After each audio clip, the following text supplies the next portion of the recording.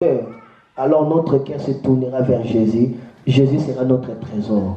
Il a dit, là où est ton trésor, c'est là où sera ton cœur. Si Jésus est ton trésor, ta pensée se portera toujours sur lui. Amen. Si Jésus est ton trésor, tu peux travailler comme ça depuis 5 heures jusqu'à 20 heures. Tu as tant souffert, mais on te donne la salaire. Tu es dans la joie, tu dis, oh Dieu, merci de m'avoir béni. Tu peux même témoigner. J'ai béni le Seigneur quand j'ai trouvé le travail et il m'a béni. Mais quel travail? Ceux qui ne connaissent pas, ils diront, oh, est-ce que Dieu vraiment t'a béni? Tu t'es réveillé de 5 heures à 20 heures, là, tu étais là maigri. Et maintenant, on t'a donné la salaire, tu témoignes. La part de Dieu, ou non? Toi, tu sais que Jésus est ton trésor. Toute ta pensée se portera vers lui. Amen. Amen. Dans le livre des Cantiques, on nous parle d'une fiancée.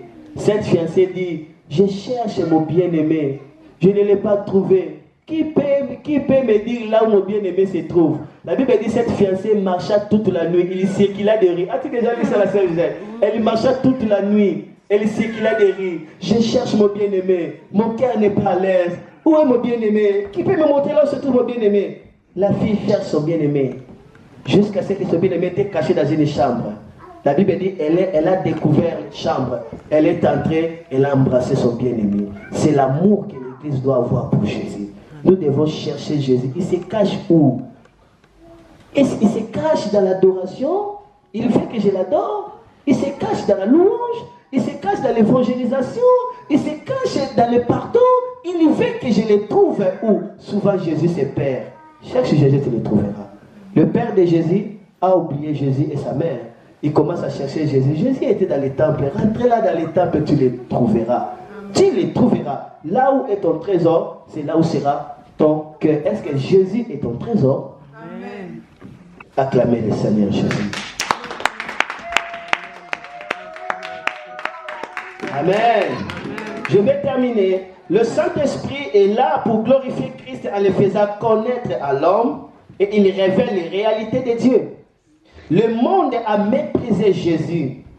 Le Saint-Esprit le glorifie en prenant ce qui constitue ses gloires, sa position nouvelle pour nous les faire connaître.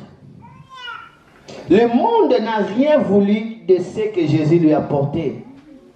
Mais ceux qui l'ont reçu ont une pleine part à tout ce qu'il possède comme homme, objet de l'amour du Père, sans glorier d'un état des choses célestes. Le Saint-Esprit nous introduit plus profondément afin que nous soyons occupés, concentrés sur Jésus.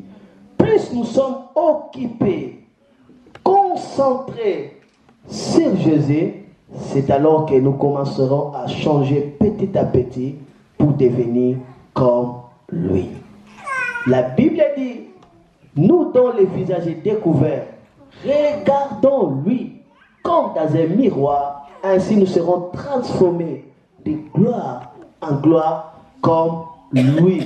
N'as-tu jamais remarqué des parents, s'ils ont fait beaucoup d'années, ils finissent à avoir le même visage? N'as-tu jamais remarqué ça? Oui. Hein? N'as-tu jamais remarqué ça? Ceux qui s'ensemblent se ressemblent. Plus tu regardes Jésus, plus tu te concentres sur Jésus, plus tu médites sur Jésus, tu finiras à lui ressembler réellement. Amen. Le don le plus précieux que le Père, le Fils, a légué à son Église, c'est le doux, tendre Saint-Esprit. Que le Seigneur bénisse sa parole. Amen. Que le Seigneur bénisse sa parole. Qu'il bénisse sa parole. Merci Jésus. Amen.